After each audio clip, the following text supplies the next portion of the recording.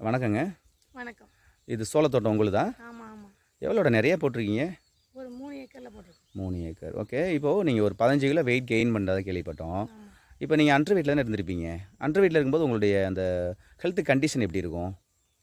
நான் அண்டர் வெயிட்ல இருக்கும்போது எப்படி இருக்கும் அப்படின்னா, ஹோல் டே ரொம்ப டயர்டா இருக்கும். ம். அதுக்கப்புறம் அடிக்கடி தலைவலி, தலை சுத்தல் இருந்துகிட்டே இருக்கும். ம். அது இல்லாமல் மயக்கம் வேற இருந்துகிட்டே இருக்கும். ஓகே. அப்புறம் வந்து அந்த நாள் ஃபுல்லாக நான் வந்து ரொம்ப சோர்வாக தான் இருப்பேன். அந்த நாளை எப்படி கடத்துறது அப்படின்னு ஒரு ஃபீலிங்காக தான் இருக்கும். ம்.